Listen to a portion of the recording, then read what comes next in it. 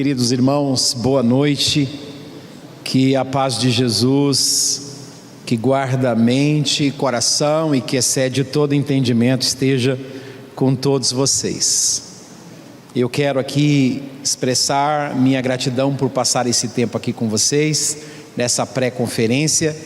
Eu sei que a conferência missionária de vocês daqui 2 semanas, pelos preletores, vai ser uma coisa extraordinária, vai ser muito bom. E estarei orando por isso também. Obrigado pelo pastor Valdir, que tem entrado em contato já há muitos anos. A gente vem conversando e Deus preparou esse tempo para a gente estar juntos aqui. Também o pastor Juba, por me receber hoje na sua casa, junto com a sua esposa Renata, e preparar aquele almoço maravilhoso.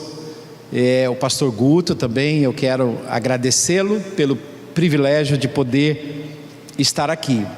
O pastor Tiago também, que estava aqui tocando, nós estivemos conversando esses dias, e eu tenho um carinho especial por essa igreja, embora nunca estive aqui, porque vocês tiveram um pastor que eu tenho um respeito muito grande pela vida dele, eu considero como um mentor.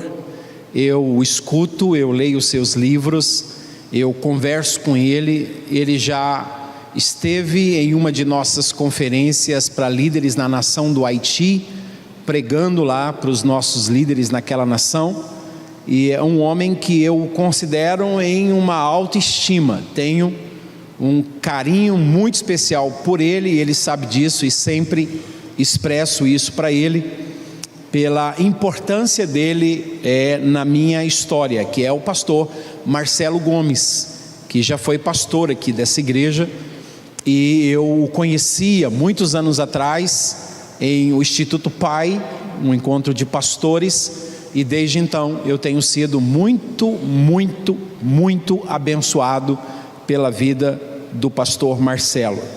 Então eu louvo a Deus, porque essa igreja tem uma importância muito grande na vida dele, e sempre que eu escuto, ele sempre fala com muito carinho da igreja aqui de Marília. Então Deus seja louvado pela vida do pastor Marcelo Gomes. Eu vou mostrar para vocês, como eu fiz pela manhã, apenas vou acrescentar algumas coisinhas a mais a respeito do nosso trabalho na nação do Paquistão. Quem me conhece sabe, eu trabalho em muitos países, mas essa é uma nação que eu venho me dedicando. Eu não sei se existe a possibilidade de apagar aqui essas luzes da frente, acho que ficaria mais visível. Essa é uma nação que eu venho trabalhando desde 2014, é a 7ª nação mais perigosa do mundo para você ser um cristão. Essa foto eu tirei em um dos 18.000 campos de escravos, de olarias, de fábricas de tijolos que tem nessa nação. Esse dia foi o dia em que Deus colocou no meu coração o projeto que eu vou apresentar para vocês, mas foi o dia que eu, mais 2 irmãos conhecidos de muitos de vocês, que é o Alexandre e o Hudson, são palhaços, trabalham com arte circense, e eles me acompanham em muitas caravanas ao redor do mundo, e mais um jovem da IPI de Santa Catarina, que nós chegamos a pensar que seria o último dia da nossa vida, devido à violência que nós fomos tratados nesse dia. Esse sistema de escravidão, ele percorre de gerações por causa disso. Os pais não têm com quem deixar os filhos, então levam os seus filhos para o trabalho, e essas crianças com 3, 4 anos já estão carregando os tijolos, o barro. Cada família dessa precisa produzir pelo menos 700 tijolos dia para ganhar $3,49. É o dinheiro suficiente para eles comerem apenas, por isso nunca pagam as dívidas. Isso aqui não é escondido, se você pesquisar no Google, você sabe que os cristãos no Paquistão são discriminados e são considerados pessoas de 2ª categoria. Aqueles que alcançam um nível melhor na sociedade, existe muitas calúnias para que eles sejam prejudicados por uma lei, por ser uma república islâmica. existe uma lei chamada lei da blasfêmia, e muitos cristãos são prejudicados por causa dessa lei, perdem inclusive a sua vida e a sua liberdade. Então esses empregos que são vistos como baixos, sujos e degradantes, eles são reservados exclusivamente para os cristãos, com o apoio da sociedade, com o apoio das autoridades da nação, para que eles continuem vivendo às margens. Essa menina, nós estamos atrás dela até hoje. Eu tirei essa foto, eu me aproximei, pedi autorização. Eu pensei que ela estava mexendo com barro, mas na verdade são fezes de animais misturado com palha, e ela põe para secar, faz bolas e põe para secar, que é isso que eles vão usar como carvão para poder preparar a comida deles. Quando nós expressamos o desejo de libertá-la, ela então foi transferida para um outro lugar que até hoje nós não conseguimos encontrá-la, não sabemos o seu nome.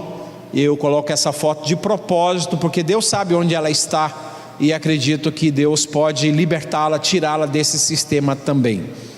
Pode passar, por gentileza. Na cidade em que nós estamos, esse sistema opressor de olaria, que são 18 mil fábricas dessas, que escravizam 1.400.000 pessoas, ele vem de geração em geração, há mais, alguns falam 1000 anos, outros falam 700, 900, 600 anos, a gente colocou mais ou menos assim, uns 800 anos, que é o que mais eu ouvi falar, 8 séculos de escravidão, porque o governo paquistanês, ele não proporciona educação para as crianças cristãs, são as igrejas que precisam fazer isso lá.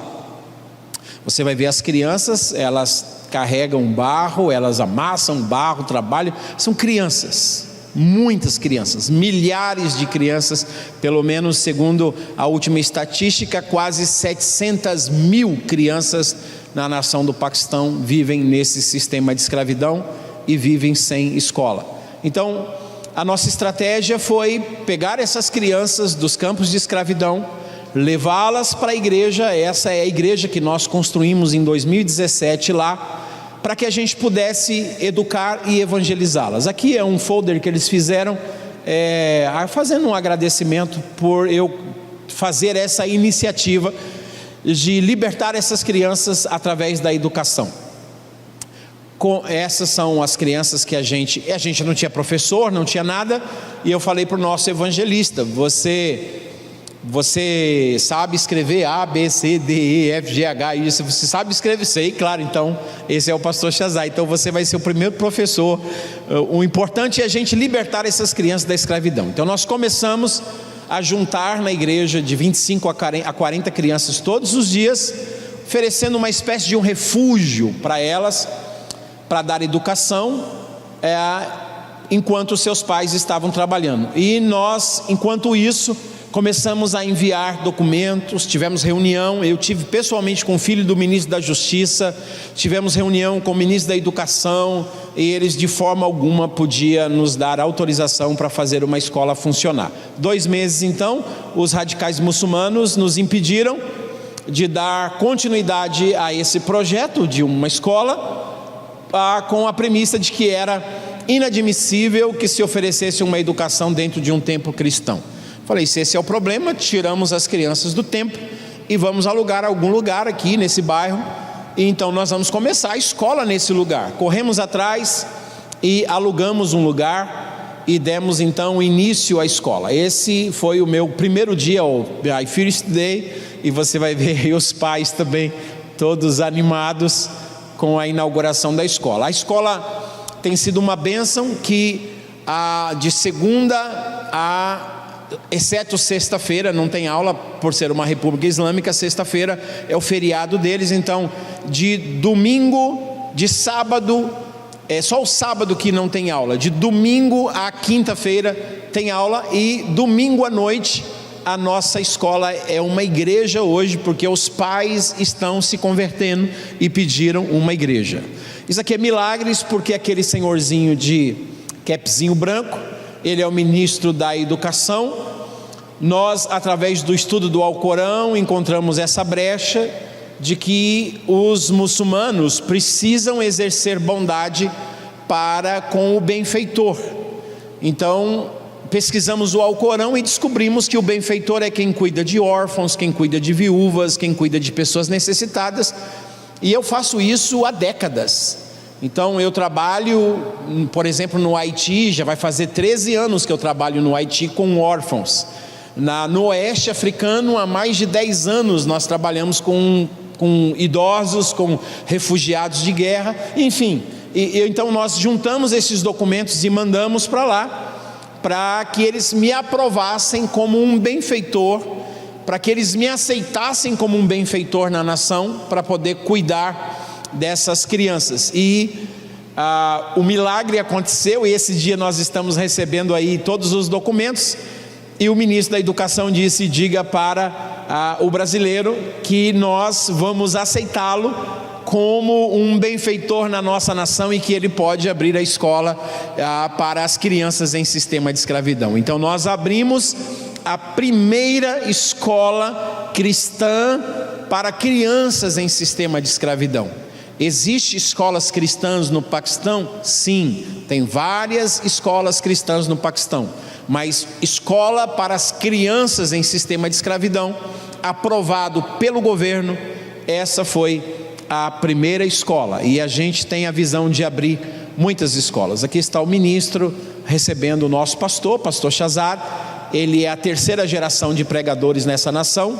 Seu avô foi pastor e evangelista no Afeganistão.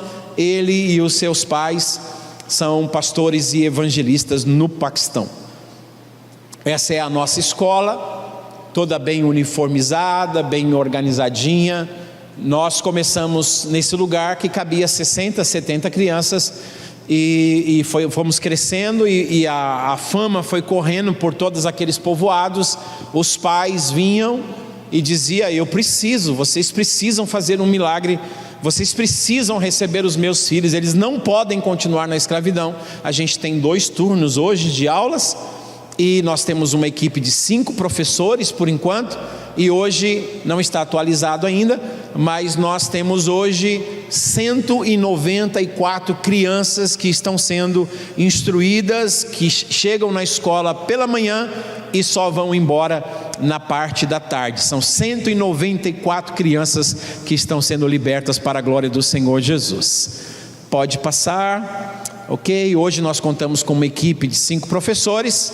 Nós oferecemos uma educação centrada em Jesus. Todos os pais sabem que é uma escola cristã e que lá se ora em nome do Senhor Jesus, porque Jesus é o Salvador. E essa formação, ela é dada de forma bilíngue. As crianças aprendem não apenas em urdu, mas também aprendem em inglês, porque a nossa visão é fazer dessas crianças ministros do Senhor. Esse garotinho, Jazian, o nome dele, eu tenho vídeos dele orando, e quando você pergunta para ele o que é que você vai ser quando você crescer, ele diz assim: eu vou ser um missionário como você, eu vou ser um missionário como você, vou pregar a palavra de Deus. É a coisa mais linda, o Jazian orando. Pode passar, por favor? Aí está a nossa. Nós não temos um lugar onde essas crianças tenham playground, uma cozinha. O lugar é muito limitado. Ali atrás é uma outra sala para os adolescentes.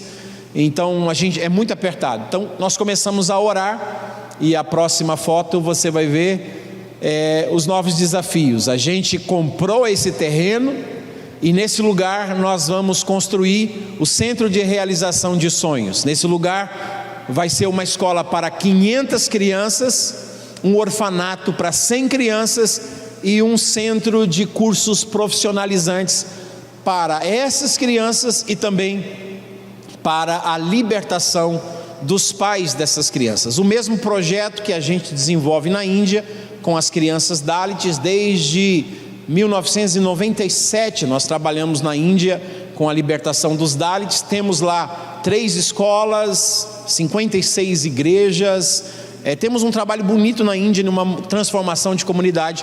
É o mesmo projeto que nós vamos estar estabelecendo na nação do Paquistão. Essa é uma maquete, não significa que vai ser assim, talvez seja mais bonita, talvez não, mas pelo menos nós estamos sonhando em fazer uma coisa de qualidade no meio de um bairro onde só tem pessoas escravas. Pode passar. Ok, o crescimento, aí tem os diplomas das crianças. Nossa escola está indo para 2 anos, né? Então a passagem de graus e a formatura, a alegria, os professores todos felizes.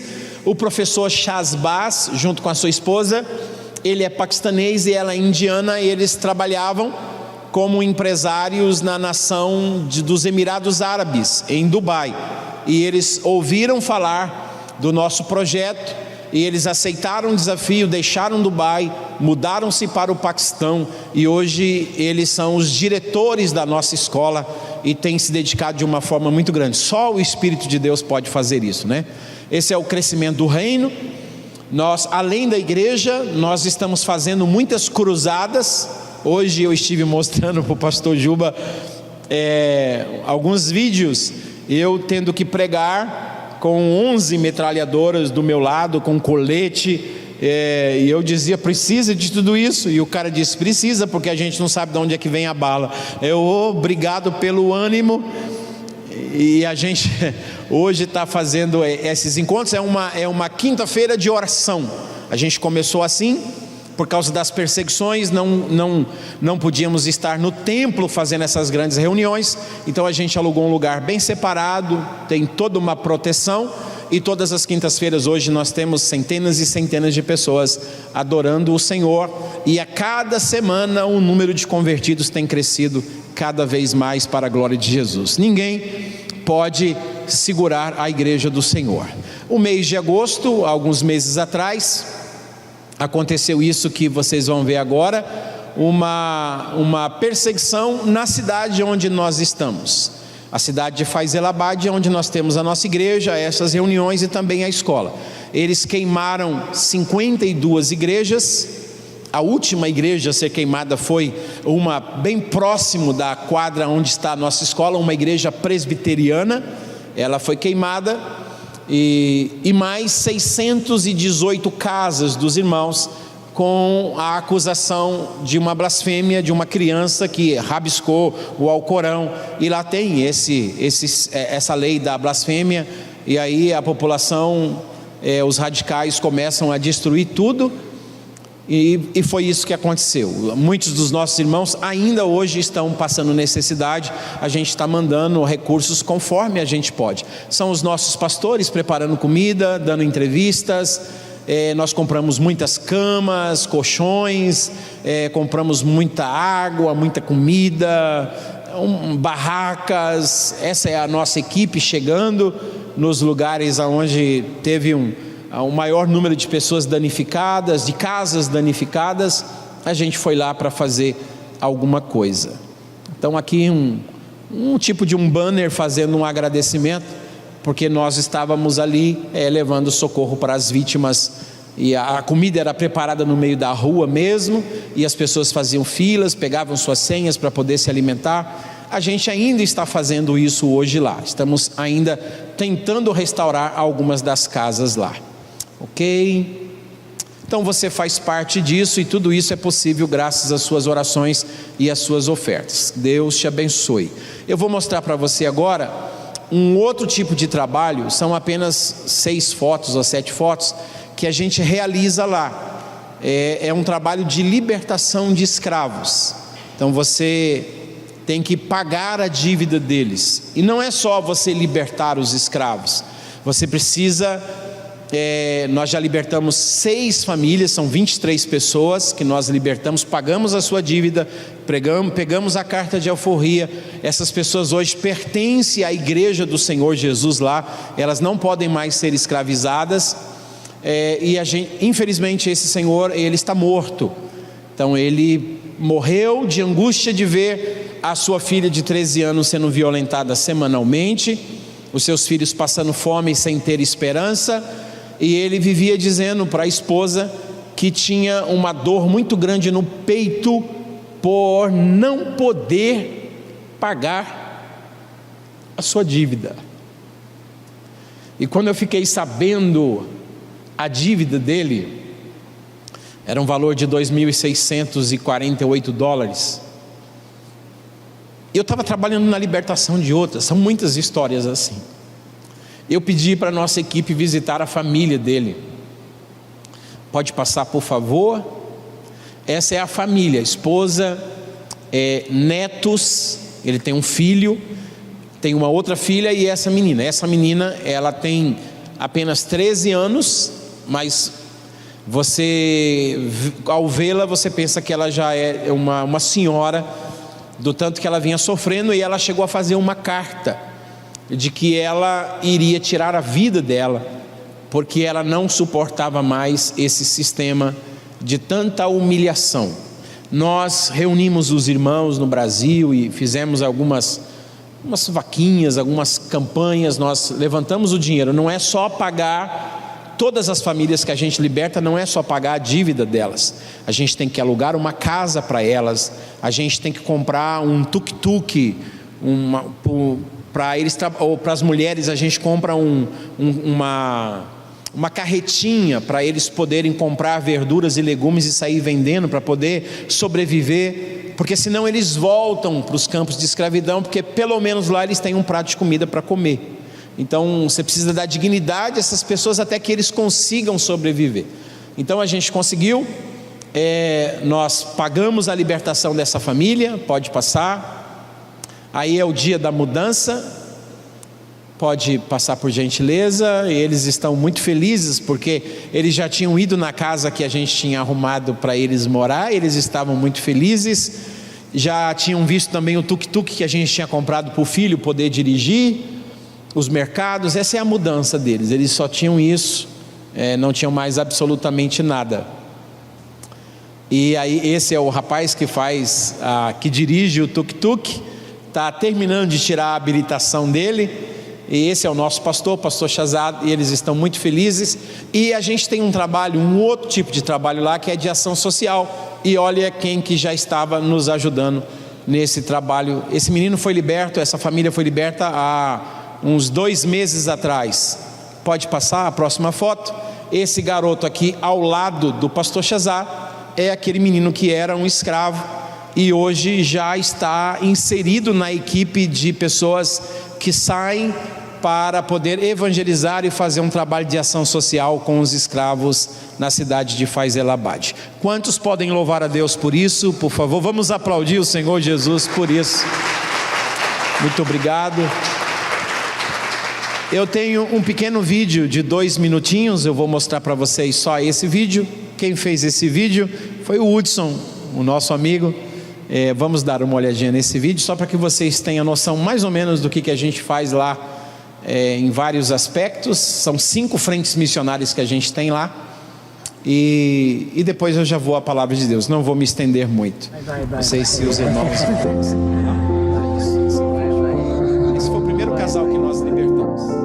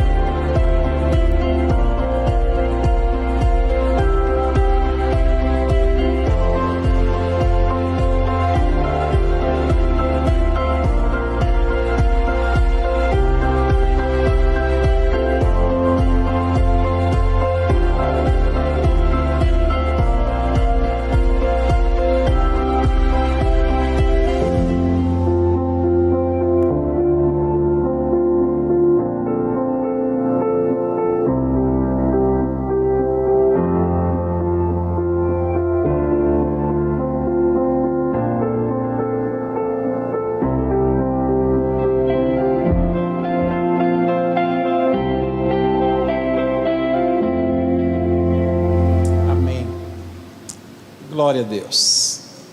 Orem pela nossa equipe, por gentileza. Orem pelos voluntários que me acompanham. Dia 11 agora de dezembro a gente segue na 27ª caravana para a nação do Haiti. E depois de 18 a 23 de março nós temos a nossa 20ª cruzada aqui no Brasil, no estado do Maranhão. E a gente está precisando de voluntários. Na verdade eu estou abrindo a caravana agora, nós vamos levar apenas 110 pessoas. Quando você fala apenas 110, tem caravanas nossas que vai 217 pessoas do Brasil todo para nos ajudar. Mas essa cidade só tem estrutura para a gente receber no máximo 110 pessoas. Se você quiser ir, você só paga a sua passagem para chegar em São Luís do Maranhão. O transporte para a cidade de Santo Amaro, a hospedagem, a alimentação, o nosso ministério oferece para você. Claro que dentro do contexto da cidade onde nós vamos ficar. Você não vai ficar em um hotel 5 estrelas. Você pode ficar em um hotel até 1000 estrelas, né? Você pode enxergar todas elas lá. Então é um lugar muito bom. Eu trouxe para vocês esses quadros. O fotógrafo desses quadros é o Hudson. O Hudson é um fotógrafo profissional. Ele que faz esses documentários, todos esses vídeos. E aqui eu tenho fotos de pelo menos 4 países: o Camboja, Siem Reap no Camboja, no reino de Angkor Wat, os nossos órfãos do Haiti, também o povoado Sherpa das montanhas dos Himalaias no Nepal, e também as pessoas em sistema de escravidão na nação do Paquistão. Nós fazemos isso para levantar recursos para poder trabalhar com a libertação dessas pessoas na nação do Paquistão. Então, se você der uma oferta de R$200, você ganha de brinde um quadro desse, tá bom? E você vai estar orando, é um memorial na sua casa, no seu escritório, na sua sala. É uma coisa muito bem feita, e você vai estar sempre se lembrando de um desses países. E também, além de contribuir financeiramente com o projeto missionário, ao ver isso vai ser um memorial e você vai estar orando sempre por essas pessoas. Vamos lá, em Gênesis capítulo de número 12, e eu vou ser rápido, tá bom? Não vou me estender muito, e eu vou pensar com vocês rapidamente em alguns princípios aqui. Vocês conhecem Gênesis 12, versículo 1 ao 3, ora, disse o Senhor Deus a Abrão: sai da sua terra, da sua parentela, da casa do teu pai, e vai para a terra que eu te mostrarei. Eu te abençoarei, engrandecerei o seu nome, far-te-ei de ti uma grande nação, e se tu uma bênção. Abençoarei aqueles que te abençoarem, e amaldiçoarei aqueles que te amaldiçoarem, e em ti serão benditas todas as famílias da terra. Isso é o versículo 1 ao versículo 3 de Gênesis capítulo 12. Esse chamado de Deus para Abraão, quando você chega no Novo Testamento, principalmente a carta de Paulo aos Gálatas, no capítulo 3 e no versículo 8, Paulo vai dar uma revelação para nós do que está acontecendo lá no princípio em Gênesis capítulo 12. Paulo diz em Gálatas 3 versículo 8, que já Deus, prevendo a justificação dos gentios pela fé, está falando da igreja, que Deus já prevendo a justificação dos gentios pela fé, ele pré-anunciou, ele anunciou de uma forma antecipada o evangelho a Abraão, quando Deus diz essa frase: em ti serão benditas todas as famílias da terra. Quando Deus diz a Abraão: em ti serão benditas todas as famílias da terra, Paulo diz que é um pré-anúncio do evangelho, muito antes de existir uma nação chamada Israel, muito antes de vir o Salvador através dessa nação, muito antes de existir a igreja, Deus já tinha falado com Abraão. Então esse chamado de Abraão em Gênesis 12 é um chamado missiológico, é um chamado não apenas para constituir uma nação, é um chamado para que todas as nações da terra fossem abençoadas por seu intermédio. E a gente percebe que no versículo 1, quando Deus chama Abraão, Deus está como que dizendo para ele: eu preciso que você queime todas as pontes que te conecta, que te liga ao passado. Eu quero que você saia da casa do seu pai, eu quero que você saia da sua terra, eu quero que você saia da sua parentela.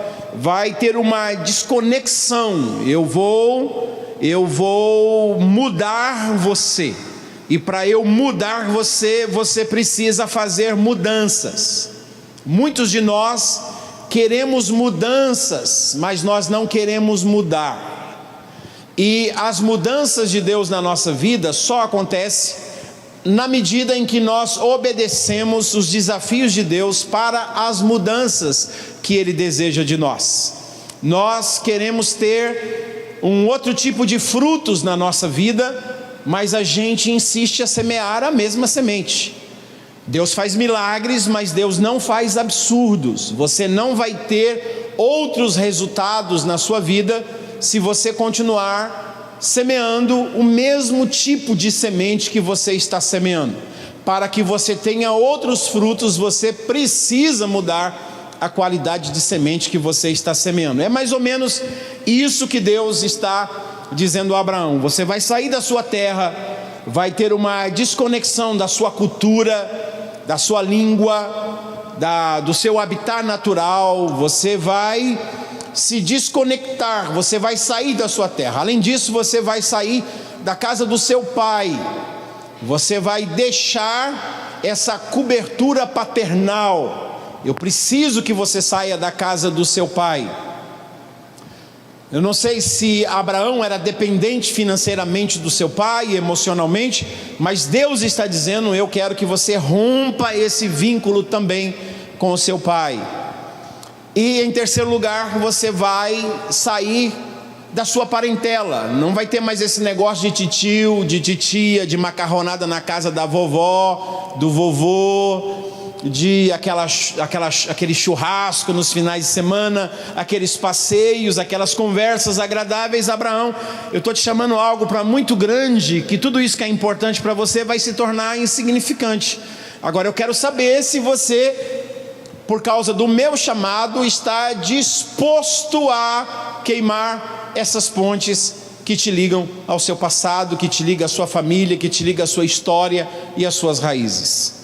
Deus tem projeto para as nossas vidas, e a maioria de nós vivemos a vida toda dentro da igreja e nunca conseguimos ver a encarnação, a manifestação, a materialização dos sonhos de Deus na nossa vida, porque a gente nunca está disposto a obedecer a Deus fazendo essas mudanças. Nós somos apegados demais ao nosso idioma, nós somos apegados demais à nossa família, nós somos apegados demais à nossa nação, à nossa cultura, ao nosso emprego, ao nosso dinheiro, à nossa comodidade. A gente não quer mudanças. Nós queremos um Deus que mude as nossas circunstâncias, mas não queremos um Deus que nos mude.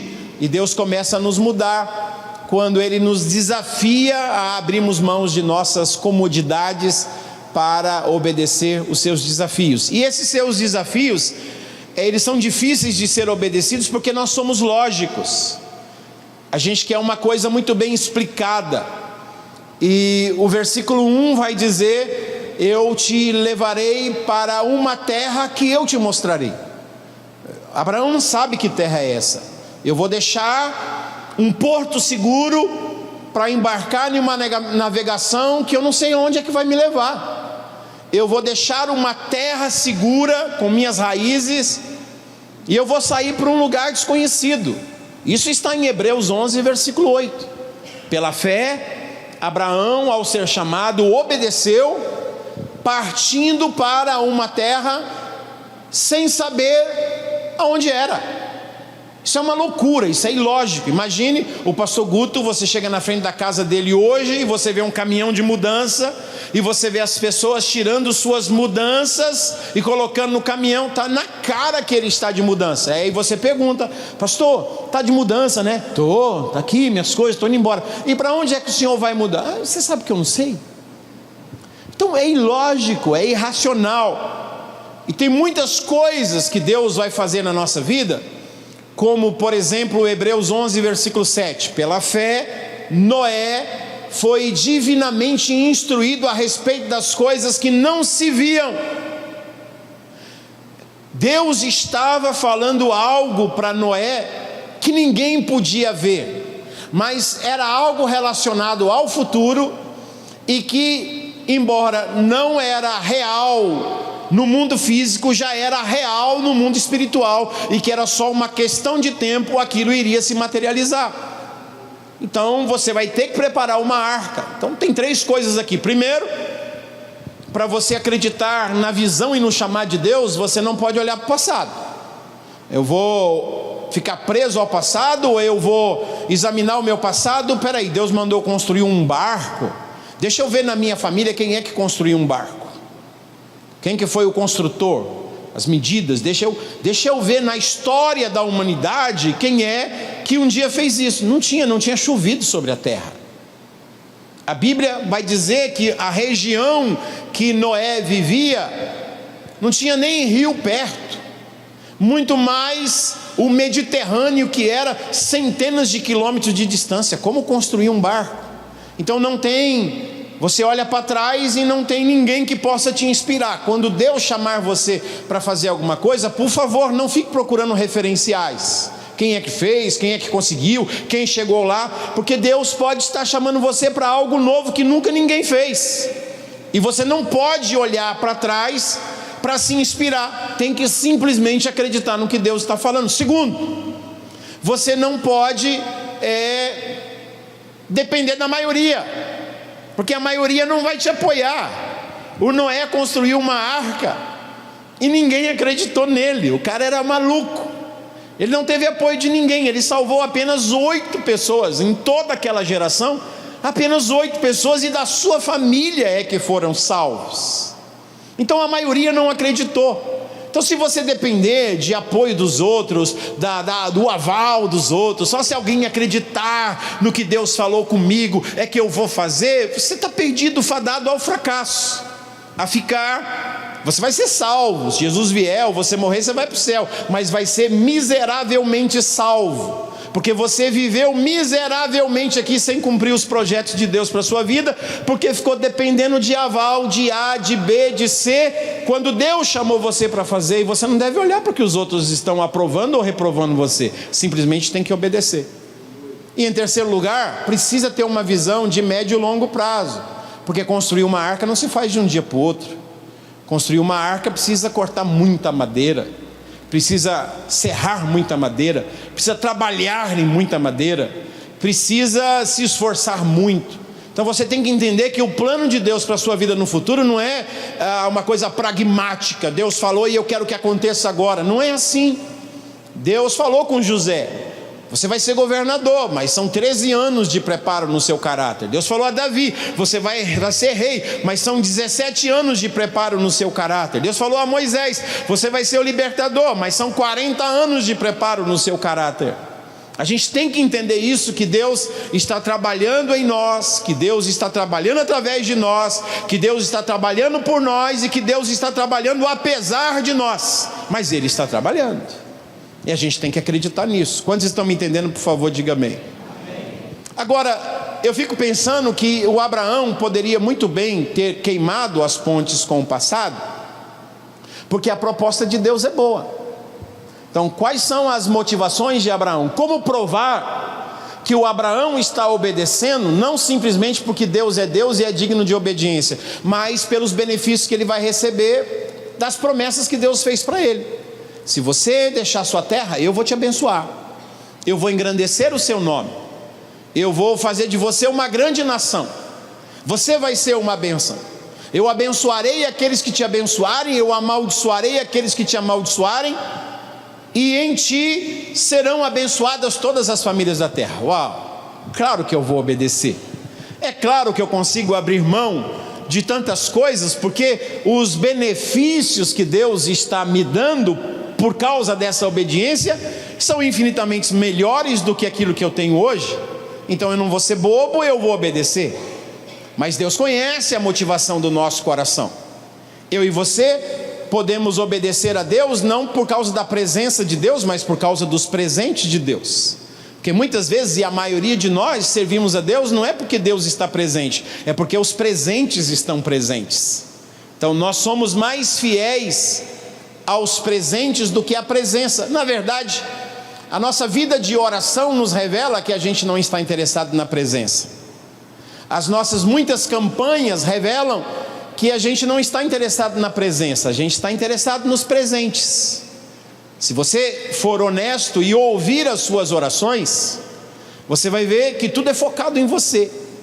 Que as suas orações é sempre um carro que você precisa, um emprego que você precisa, um filho que precisa de um milagre, uma porta que precisa ser aberta, uma necessidade que precisa ser suprida. Sempre é alguma coisa que a barganha está te chamando, que os presentes de Deus estão chamando a sua atenção. Nunca é Deus porque Deus é Deus. É sempre um Deus que nos dá alguma coisa em troca.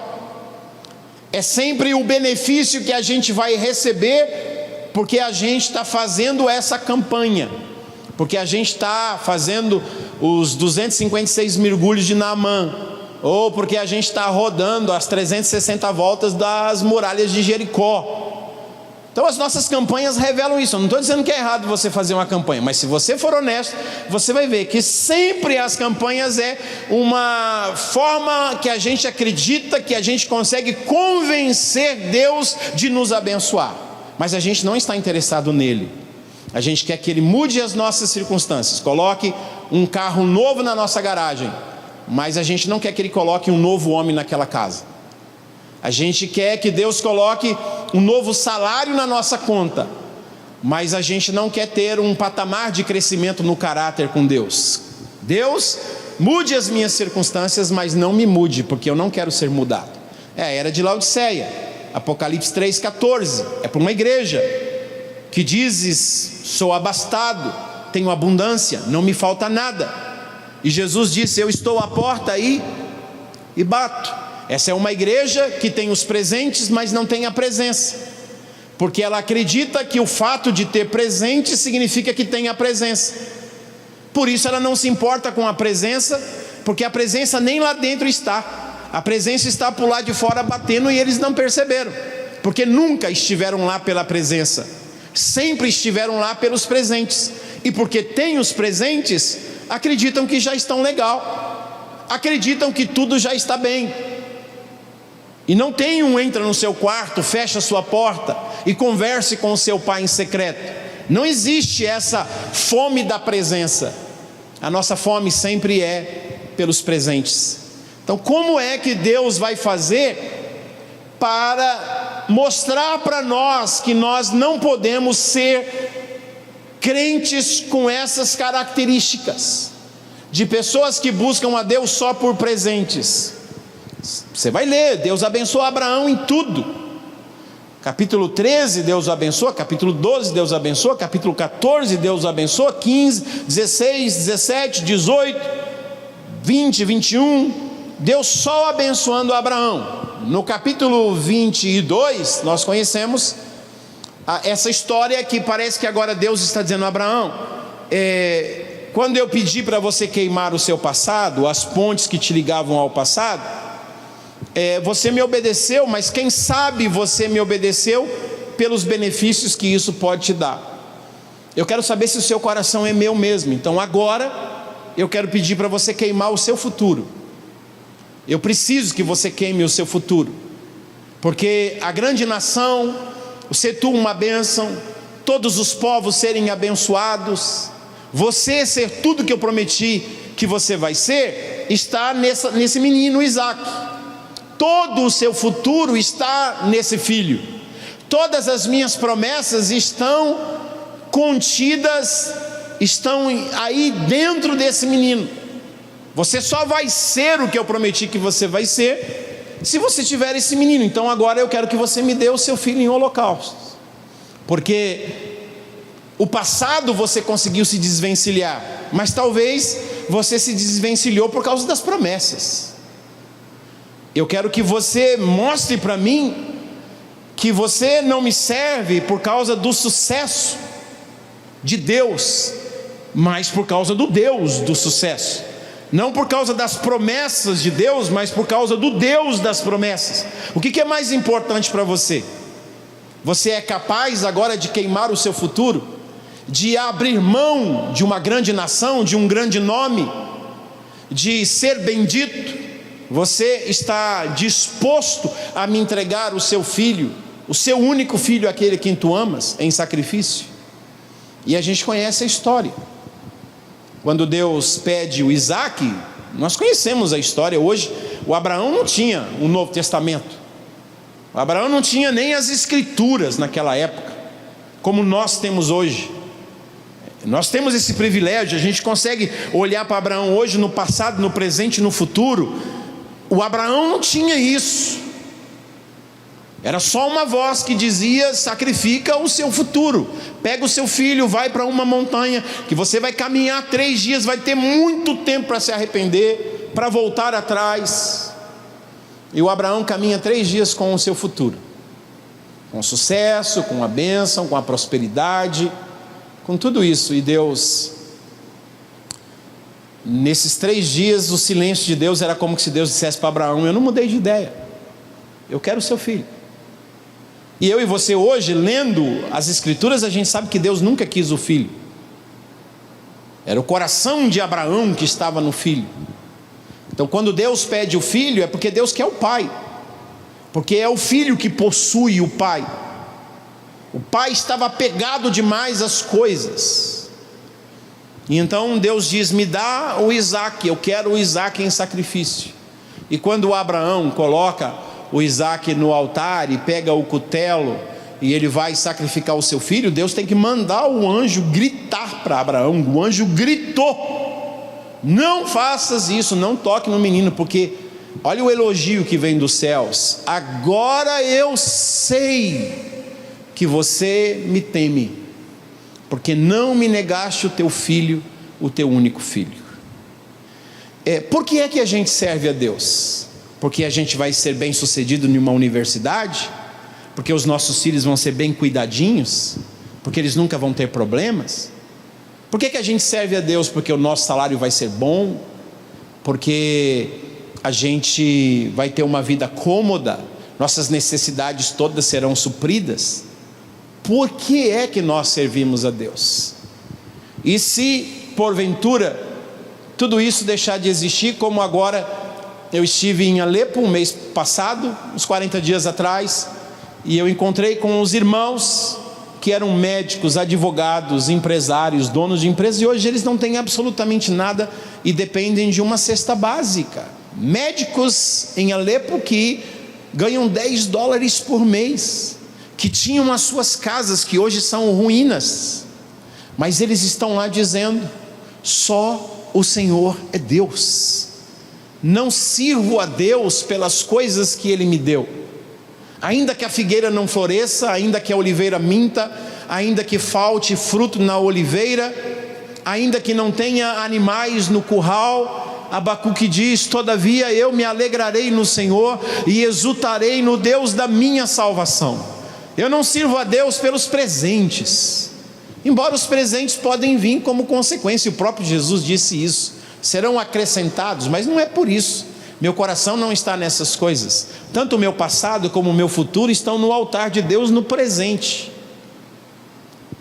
E eu termino com alguns minutos que eu tenho para contar uma experiência minha para vocês. Quando eu me converti em uma casa de recuperação, eu sou fruto de uma casa de recuperação. Lá nessa casa de recuperação tinha 3 filhos de pastores desviados. Estavam envolvidos com drogas, com crime, que agora tinham se reconciliados com Jesus lá. E eu estou lá e conheci esses filhos desses pastores. E o assunto deles era o seguinte: que a vida só tem significado se você for missionário. Então eu ouvia o pastor dizendo, o filho do pastor: não, porque eu vou ser missionário, porque missionário não sei o quê. E eles viviam falando de missionário. E eu falei: nossa, esse negócio de missionário deve ser bom, porque o Deus do céu, o Criador de tudo, olha para o missionário dessa forma. Eu acho que eu vou ser missionário também. Fiquei pensando, né? De repente chegou lá um missionário pregar nessa casa de recuperação, todo mundo estava muito eufórico, porque ia chegar um missionário lá, se eu não me engano, eu acho que o nome dele era Vanderlei Carceliano, um magrinho, na época ele era bem magrinho. Chegou lá esse missionário e começou a pregar, e eu fiquei encantado com o jeito dele pregar, as suas experiências, e de repente ele falou assim: quantos de vocês aqui querem ser missionários? Vem aqui à frente. Aí eu falei: bom, eu vou, e eu sei que eu vou, e meus amigos todos vão comigo, né? Porque o que eles mais falavam era o desejo de ser missionários. Então eu fui lá na frente, mas assim, me prostrei, mas esperando assim escutar alguém orando do meu lado, como os filhos desses pastores, os demais que viviam falando que queriam ser missionários. Quando eu vi, eu era o único que estava lá, não foi mais ninguém. Esse pastor colocou a mão na minha cabeça, me abençoou. Eu levantei, assim, achando estranho, porque falei: será que eu não entendi direito? Quando o pastor foi embora, eu chamei os meus amigos e falei: escute, vocês não vivem falando que querem ser missionários, que ser missionário é o que está no coração de Deus e não sei o quê, e agora veio um pregador, um missionário, e chamou a gente lá na frente para ser missionário, e vocês não foram? O que aconteceu? Aí um deles olhou para mim assim e falou: não, rapaz, é que eu quero ter o meu trabalho, quero ter meu carro, quero ter minha casa. Aí o outro falou bem assim: não, eu não fui lá porque assim, eu quero ter meus tênis, minhas roupas, eu quero viajar, eu quero curtir minha vida. Aí eu olhei assim, que eu era novo convertido, eu falei: então você quer dizer que se eu for ser um missionário eu não vou ter nada dessas coisas? Eles disseram: missionário passa uma tribulação. Eu falei: e agora que vocês falam isso para mim? Porque até então para vocês missionários era o top, não sei o quê, e agora que vocês vêm dizer que missionário não ganha dinheiro, que missionário não tem carro, que missionário não tem casa, que missionário não pode ter essas coisas, vocês estão malucos? Vocês me fizeram ir lá na frente. Naquela noite eu fui orar, mas eu fui tomado por um senso da presença de Deus tão grande. Eu me prostrei de Deus no salão, no santuário dessa casa de recuperação, me prostrei diante de Deus, e eu falei assim: olha Deus, eu quero que o Senhor saiba que a princípio eu não gostei muito dessa história não, que o Júnior lá falou, que o Valdir falou, que se eu for missionário eu não vou ter casa, não vou ter meu carro, não vou ter meu dinheiro. Mas eu quero que o Senhor saiba que eu nasci para esse negócio aí, eu nasci para pregar a tua palavra, e mesmo que eu não tenha nada dessas coisas, eu quero que o Senhor saiba que eu não me arrependo da minha decisão, mesmo que eu não tenha nada, eu vou te servir para sempre, e eu vou ser um missionário, eu vou fazer a tua vontade. Se fazer a tua vontade significa ser um missionário, eu serei um missionário. E naquele dia, eu tinha meses de convertido, sem ter muita consciência do que eu estava fazendo, eu estava abrindo mão de tudo. Eu estava simplesmente dizendo para Deus: não precisa me dar nada, eu só quero ter o privilégio de te obedecer, eu só quero ter o privilégio de ser seu, eu quero viver para ti. O Senhor me libertou desse mundo, eu estava morrendo, o Senhor me deu vida, eu quero viver para ti. E eu fui embora para a Amazônia. Com 1 ano de convertido, eu já era missionário na Amazônia. Eu não tinha nada, eu não tinha sustento, eu não tinha missão que me enviaram, eu não tinha absolutamente nada. Eu vivia lá, eu chegava em Altazes, eu chegava em Castanho, eu chegava em Maués, e as pessoas perguntavam: quantos dias você vai ficar aqui, menino? Aí o cara dizia assim: então todo dia eu vou te dar um jaraqui. Eu ia lá saber o que era jaraqui. Aí no outro dia chegava lá ele com um jaraqui, que era ele caçava com flecha, um peixe fisgado de uma flecha. Ele dizia: isso aqui é o jaraqui. Era assim, eu comecei a pregar o evangelho na Amazônia assim, eu não ganhava dinheiro, não tinha nada, eu só tinha a banana, os ovos e o jaraqui, para eu poder comer, não passar necessidade, mas eu estava fazendo com muita alegria. Em nenhuma dessas viagens eu cheguei em uma cidade chamada Manaquiri, no Amazonas. Hoje você tem estradas para ir para lá, naquela época você levava 28 horas de barco para chegar em Manaquiri. Então, em Manaquiri, Deus falou comigo em Gênesis capítulo 12, e eu vou terminar contando esse segredo, essa experiência para vocês. O que Deus falou comigo foi mais ou menos assim: Edson, eu vou fazer de você um missionário diferente de muitos missionários.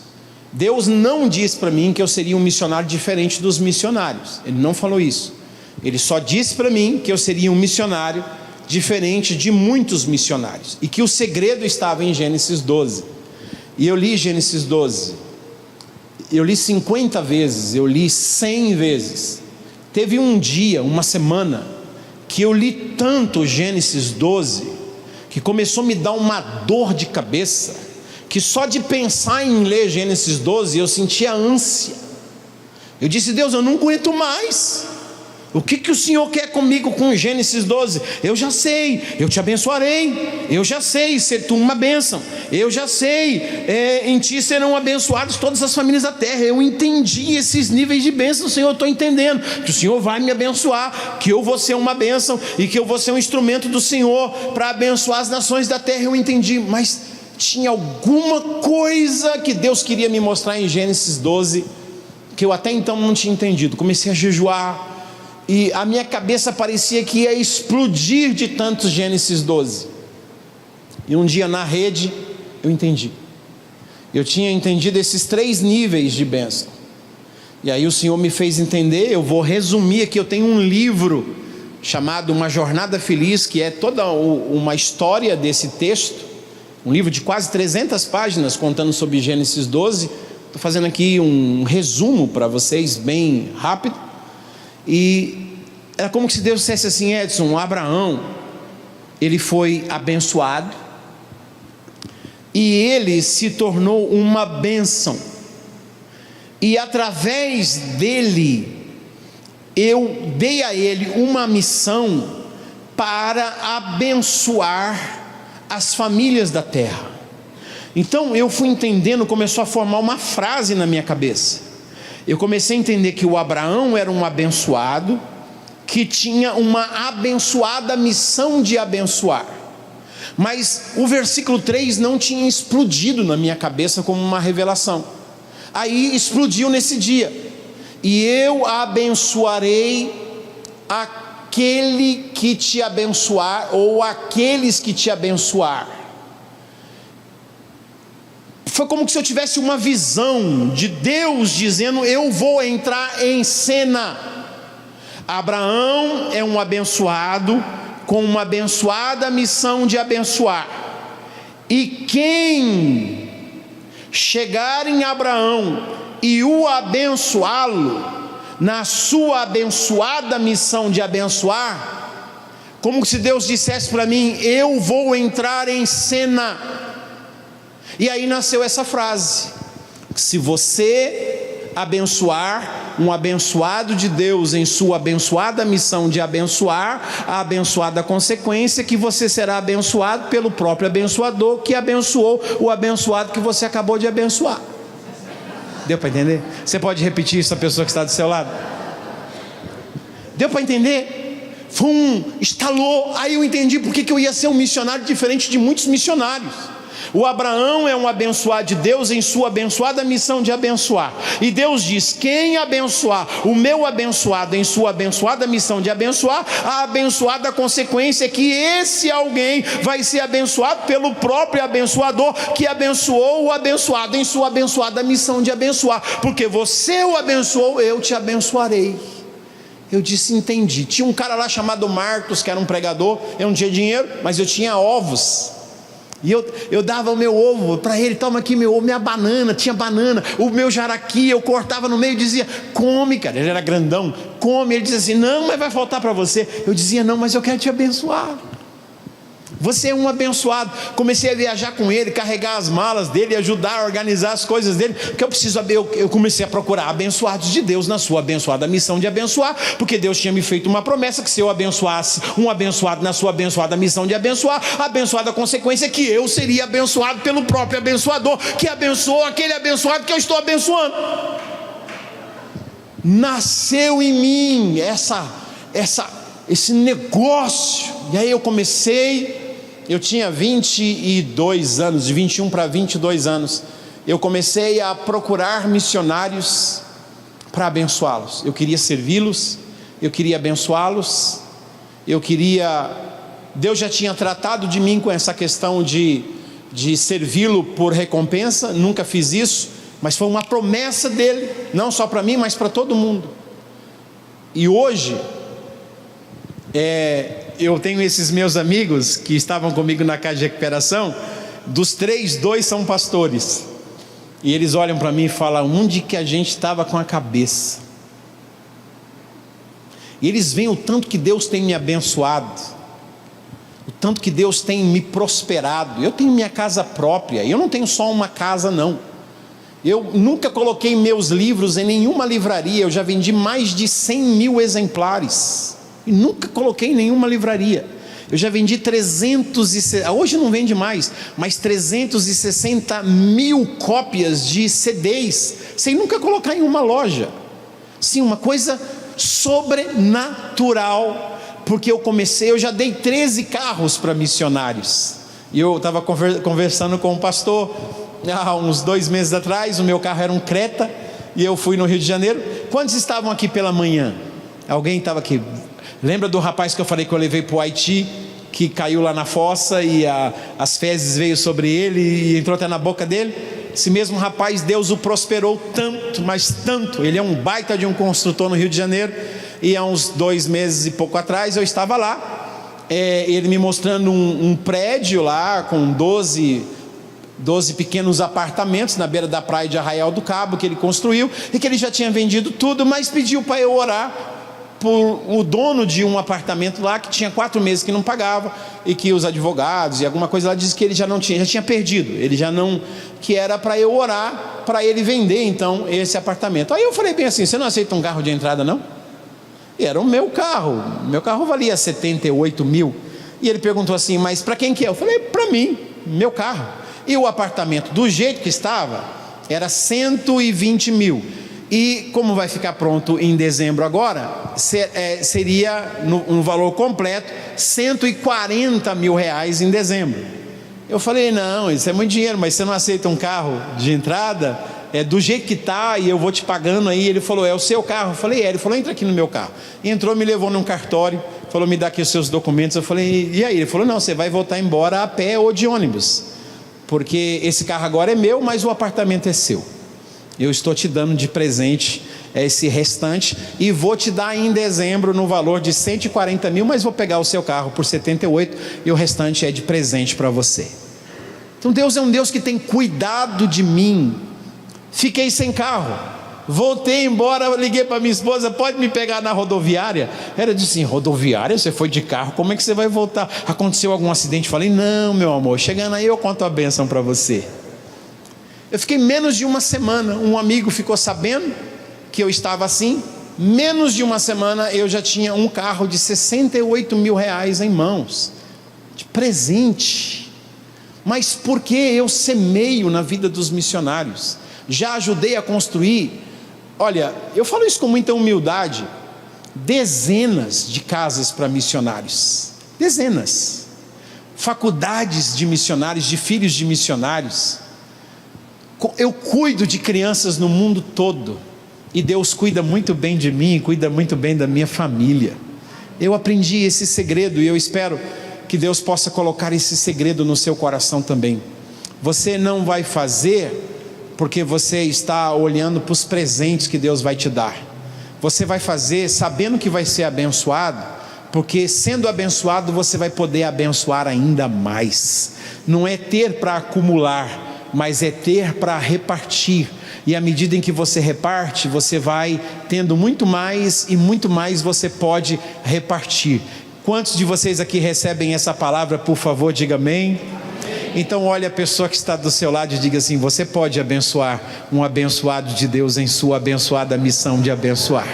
E a abençoada consequência é que você vai ser abençoado pelo próprio abençoador, que abençoou o abençoado que você abençoou. Vamos aplaudir o Senhor Jesus bem forte. Glória a Deus. Quero convidar você a se colocar em pé. e eu quero abençoar a sua vida no precioso nome de Jesus com uma palavra de oração. Eu quero agradecer a Deus pela vida dessa igreja, pelo privilégio de passar esse tempo com vocês. Espero de verdade que a gente possa ter, se depender de mim, eu aqui estarei. Espero que, se depender de vocês, eu possa estar em um futuro aqui próximo com vocês, para a gente compartilhar experiências, compartilhar a palavra. Muito obrigado, pastor Guto, por tudo. Que essa semana seja uma semana extraordinária na sua vida. Essa semana seja uma semana sobrenatural, que as portas do céu se abram sobre a sua vida e que você não tenha medo de dizer sim para o chamado de Deus, seja ele qual for para a sua vida, aqui ou acolá. Sempre diga sim, porque Deus vai fazer coisas em você e através de você, para que o reino dele cresça sobre essa terra. Pai, muito obrigado por essa conversa com os teus filhos aqui essa noite. Obrigado por esse tempo, hoje de manhã, agora à noite, em que eu pude apresentar para os teus filhos pelo menos um dos projetos em um dos países que nós estamos trabalhando no mundo, Senhor. Muito obrigado por essa igreja ser uma igreja missionária, uma igreja relevante aqui na sociedade onde ela está inserida. Que o Senhor continue ampliando o território, o ministério dos teus filhos, multiplicando o número de discípulos e de líderes aqui nesse lugar também. Muito obrigado pelo privilégio de passar esse tempo com eles. Eu os abençoo no precioso nome de Jesus. Que a tua boa mão, assim como esteve com Abraão, esteja sobre cada um de nós. Que a tua boa mão, assim como esteve com Esdras, dando a ele uma jornada feliz, também esteja com cada um de nós. Que assim seja, e que todo o povo de Deus diga amém. Deus abençoe. Glória a Deus. Obrigado, pastor. Glória a Deus.